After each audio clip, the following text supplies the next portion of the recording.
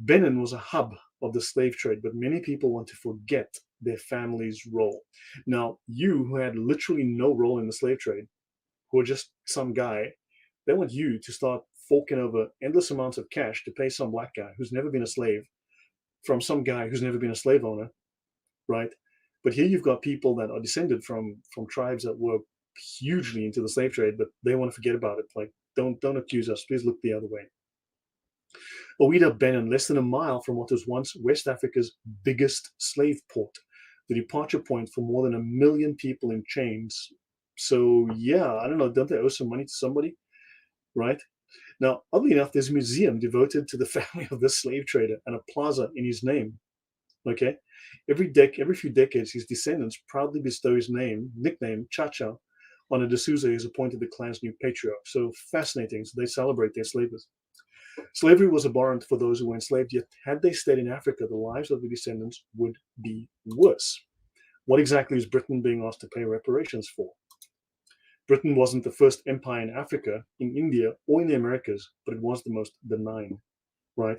So, I mean, if you look at some of the other countries that went into Africa, they committed some serious atrocities. The Germans in Southwest Africa, the Belgians in the Congo, there were some serious atrocities that did happen, right? And of course, then you can look at what Africans did to Africans, what North American Indians did to North American Indians, what Indians in India did to Indians in India. I mean, it's not very pretty, is it?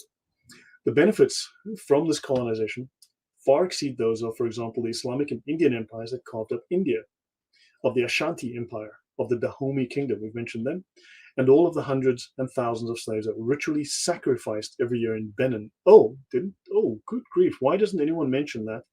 That the Beninese were ritually sacrificing, murdering thousands of slaves to their gods. Okay, yeah. Guess someone just forgot to put that in the history books, right? Now, there's a thing called the Benin Bronzes. These are a series of statues. They commemorate those who owned slaves. These statues are considered valuable and important. Now, you know, at the moment in the US and America, US and other places, Canada and Britain and so on, people are pulling down statues to people who are considered, I don't know, problematic today. But here you've got those same white people, the same hypocrites, the same ill-educated, hypocritical white people who are pulling down statues of Lincoln, and Columbus, and yet they want to protect these statues that commemorate slave traders in Benin who murdered slaves for ritual sacrifice. So now, India. Now, there's something about famine in India, so something to talk about as well. Okay, let's see, am I missing anything? Anything that's come up?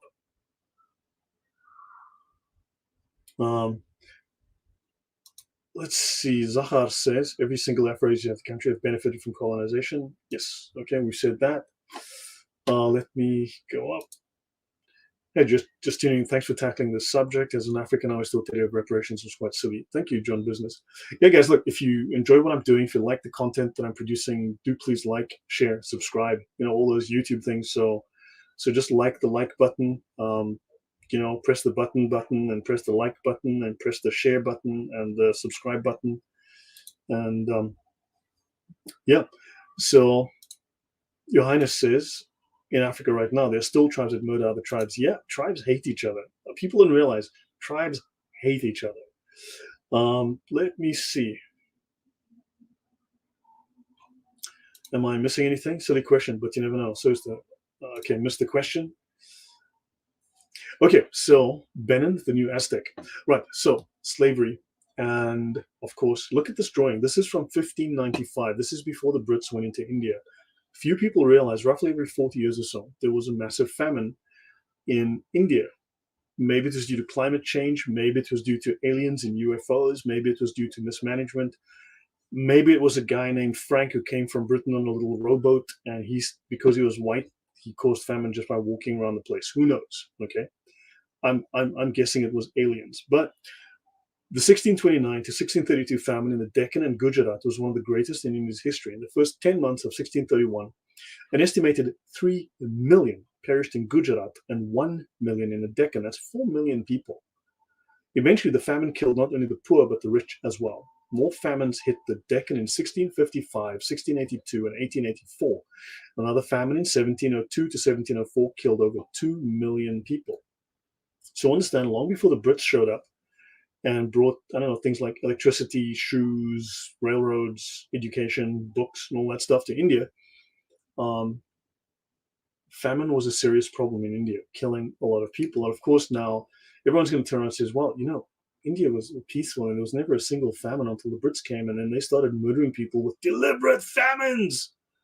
And maybe that needs to be examined a little bit better, because maybe famines have been a problem in India, and maybe the Britons solved the famine problem. Maybe if the Indians had, I don't know, cooperated a little bit more, maybe they would have solved the famine problem sooner with better farming methods, or maybe, I don't know, just more cooperation. Who knows? Who knows? I mean, you never know, right? But of course, everyone wants to go, we want to blame white people. So that's the whole, how can we blame white people today? That seems to be the whole shtick behind the left, right? As opposed to looking at actual history and saying, look, this is a complex issue. We need to get the facts here. The oldest famine in Deccan with local documentation sufficiently well preserved for analytical study is the Daji Bara famine of 1791 to 1792. Okay, let's continue. So why is there a celebration of the Benin Bronzes when they also commemorate slave owners? Why are the British apologizing for, holding on to statues that look, whatever, these are, melt the damn things. They belong to slave owners. Melt them. Seriously, if slave owners deserve no respect, then, but you can't do that. It's racist. Those things belong to black people. They're valuable parts of their history and culture. Wait, aren't you guys destroying statues of Columbus, of people that are famous? Don't you want to pull down statues of the Queen because of colonization? Sorry, if it's good for the goose, it's good for the gander. Should Britain apologize for introducing nutrition and food storage policies that led to a decline in the Indian subcontinent's regular famines that happened every 40 years? I'd say no. I'd say celebrate it. The population of India rose from 170 million to 450 million because genocide.